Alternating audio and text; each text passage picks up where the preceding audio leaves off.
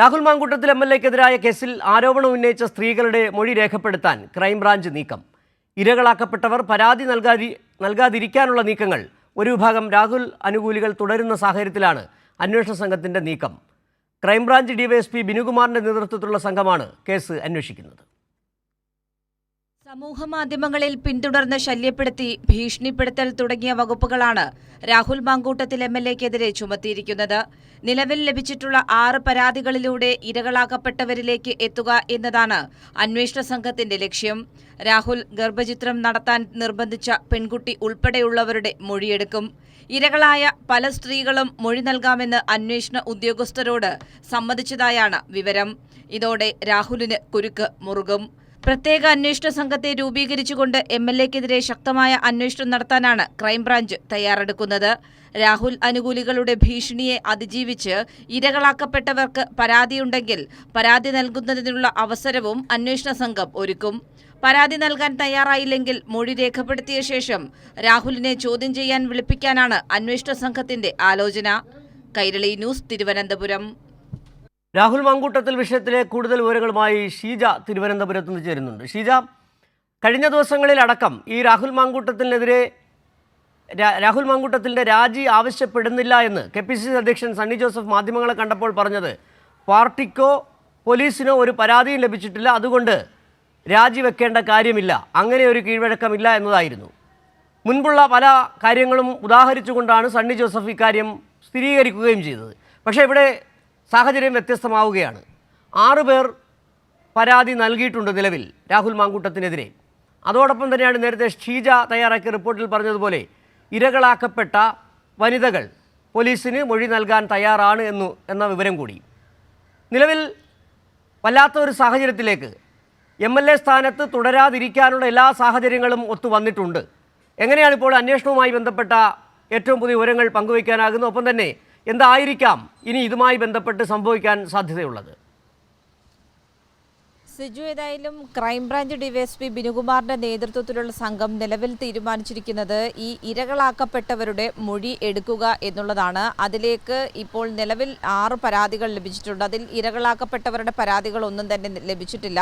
മറ്റുള്ളവരാണ് ആ പരാതി നൽകിയിരിക്കുന്നത്. ഈ പരാതിയുടെ അടിസ്ഥാനത്തിൽ ഇരകളാക്കപ്പെട്ടവരിലേക്ക് എത്തുക, അവരുടെ മൊഴിയെടുക്കുക, അവർക്ക് പരാതിയുമായി മുന്നോട്ട് പോകണമെങ്കിൽ ആ രീതിയിൽ അതിനു വേണ്ടിയിട്ടുള്ള കാര്യങ്ങൾ അതിനു വേണ്ടിയിട്ടുള്ളൊരു സാഹചര്യം ഒരുക്കുക എന്നുള്ളതാണ് നിലവിൽ തീരുമാനിച്ചിരിക്കുന്നത്. ഏതായാലും അവർ പരാതിയുമായി മുന്നോട്ട് പോകുന്നില്ലെങ്കിൽ അവരുടെ മൊഴിയെടുക്കുക എന്നുള്ളൊരു തീരുമാനം കൈക്കൊണ്ടിട്ടുണ്ട്. ആ മൊഴിയുടെ അടിസ്ഥാനത്തിലായിരിക്കും രാഹുൽ മാങ്കൂട്ടത്തിലിനെ ചോദ്യം ചെയ്യാനുള്ളൊരു നീക്കം അന്വേഷണ സംഘം ആരംഭിക്കുക. ഏതായാലും ഉടൻ തന്നെ പ്രത്യേക അന്വേഷണ സംഘത്തെയും ഇതിൽ പ്രഖ്യാപിക്കാനാണ് ക്രൈംബ്രാഞ്ചിന്റെ തീരുമാനം എന്നുള്ളതാണ് മനസ്സിലാക്കാൻ സാധിക്കുന്നത്. ആ രീതിയിലുള്ളൊരു നീക്കം ഇതിനകം തന്നെ ആരംഭിച്ചിട്ടുണ്ട്.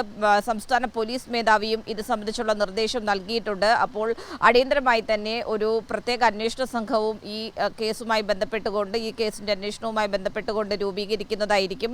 ഏതായാലും ഒരു ഭാഗത്ത് രാഹുൽ അനുകൂലികൾ ഈ പരാതിപ്പെടേണ്ട, അതായത് ഇരകളാക്കപ്പെട്ടവർ പരാതി നൽകുന്നത് ഒഴിവാക്കുക എന്നുള്ളത് ലക്ഷ്യമാക്കിയുള്ള പ്രവർത്തനം ആരംഭിച്ചിട്ടുണ്ട്. ഇതിനകം തന്നെ പലരെയും ഭീഷണിപ്പെടുത്തുന്നതടക്കമുള്ള നീക്കം ആരംഭിച്ചിട്ടുണ്ട് എന്നുള്ളതാണ് മനസ്സിലാക്കാൻ സാധിക്കുന്നത്. പക്ഷേ കൃത്യമായ രീതിയിൽ അവർക്ക് പരാതി ഉണ്ടെങ്കിൽ പരാതി നൽകാനുള്ള സാഹചര്യം സൃഷ്ടിക്കുക, അത് കൃത്യമായ രീതിയിൽ തന്നെ മുഖ്യമന്ത്രി തന്നെ കഴിഞ്ഞ ദിവസം വ്യക്തമാക്കിയിരുന്നു. അതിന്റെ അടിസ്ഥാനത്തിലുള്ള ബ്രാഞ്ച് അന്വേഷണ സംഘവും ആരംഭിച്ചിട്ടുണ്ട്. ഏതായാലും ഈ അന്വേഷണവുമായി ബന്ധപ്പെട്ടുള്ള കാര്യങ്ങളിൽ ഈ ഇരകളാക്കപ്പെട്ടവരുടെ മൊഴികൾ തന്നെയാണ് ഈ കേസുമായി ബന്ധപ്പെട്ട് ഏറെ നിർണായകം. പുറത്തു വന്ന തെളിവുകൾ ഒക്കെ നിലനിൽക്കുന്ന ഒരു പശ്ചാത്തലത്തിൽ ആ തെളിവുകളുമായി ബന്ധപ്പെട്ട് അവർ പരാതിയിൽ ഉറച്ചു മുന്നോട്ട് പോകുന്നുണ്ടെങ്കിൽ ആ രീതിയിൽ, അല്ലെങ്കിൽ മൊഴിയെടുത്തുകൊണ്ട് അടുത്ത ഘട്ടത്തിൽ രാഹുൽ മാങ്കൂട്ടത്തിലിനെ ചോദ്യം ചെയ്യുക, ഇതാണിപ്പോൾ അന്വേഷണ സംഘത്തിന്റെ തീരുമാനമെന്ന് പറയുന്നത്. ഷീജ, ഇതിനകത്ത് വളരെ ആത്മവിശ്വാസത്തോടുകൂടി സണ്ണി ജോസഫ് അടക്കമുള്ളവർ പറഞ്ഞത് പരാതിയില്ലല്ലോ, പരാതിയുമായി ആരെങ്കിലും വരട്ടെ എന്നുള്ളതാണ്. കേരള സമൂഹം മുഴുവൻ കണ്ടതാണ് പരാതിപ്പെട്ടവർ. ആദ്യം തന്നെ കോൺഗ്രസിൻ്റെ സഹയാത്രികയായ ആ പെൺകുട്ടി വന്ന് ആളിനെ കൃത്യമായി മനസ്സിലാക്കുന്ന തരത്തിൽ മാധ്യമങ്ങൾക്ക് മുമ്പിൽ പറഞ്ഞത്, രണ്ടാമത് ട്രാൻസ്ജെൻഡർ അവന്തിക മാധ്യമങ്ങൾക്ക് മുമ്പിൽ പറഞ്ഞത്, മറ്റൊരു പെൺകുട്ടിയുടെ, അതായത് ഗർഭം അലസിപ്പിക്കുമെന്ന് ഭീഷണിപ്പെടുത്തുന്ന, രാഹുൽ മാങ്കൂട്ടത്തിൽ ഭീഷണിപ്പെടുത്തുന്ന ആ ശബ്ദരേഖ അതടക്കം പുറത്തു വന്നു. ഇത് ചൂണ്ടി ഇത്രയും വിവരങ്ങൾ പുറത്തു വന്നിട്ട് പോലും പരാതി ഇല്ലല്ലോ എന്നായിരുന്നു സണ്ണി ജോസഫിൻ്റെ ഒരു പ്രതികരണം. നിലവിലെ സാഹചര്യത്തിൽ ഒരുപക്ഷെ കോൺഗ്രസ്സുകാർ കരുതിയിരിക്കുന്നത് ഈ പെൺകുട്ടികൾ ആരും തന്നെ പോലീസിലേക്ക് പരാതിയുമായി പോകാൻ സാധ്യതയില്ല. കാരണം മാധ്യമങ്ങൾക്ക് മുമ്പിൽ വന്ന് ഇനി കാര്യങ്ങൾ പറയാൻ സാധ്യതയില്ല, അവർക്കതിന് താല്പര്യവുമില്ല എന്ന അർത്ഥത്തിലായിരിക്കാം ഒരുപക്ഷെ സണ്ണി ജോസഫ് അടക്കമുള്ളവർ ആ തരത്തിൽ നിലപാട് വ്യക്തമാക്കുകയും ചെയ്തത്.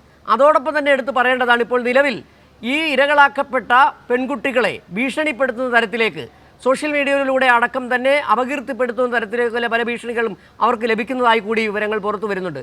ഇതുകൂടി ഒരുപക്ഷെ അന്വേഷണത്തിൻ്റെ പരിധിയിലേക്ക് വരേണ്ടതുണ്ട്. ഇന്നലെ മുഖ്യമന്ത്രി പറഞ്ഞത് ഒരിക്കൽ കൂടി എടുത്തു പറയേണ്ടി വരുന്നുണ്ട്. ഏത് തരത്തിലായാലും, അതായത് ഈ ഇരകളാക്കപ്പെട്ടവർക്ക് എല്ലാവിധത്തിലുള്ള പരിരക്ഷയും നൽകുന്നതാണ്, അവർക്ക് പരാതിയുമായി മുന്നോട്ട് വരാം. ഇവർ ഇപ്പോഴും ഭീഷണി തുടരുകയാണ്. അതുകൂടി അന്വേഷണത്തിൻ്റെ പരിധിയിൽ വരേണ്ടതുണ്ട് എന്ന് തോന്നുന്നു.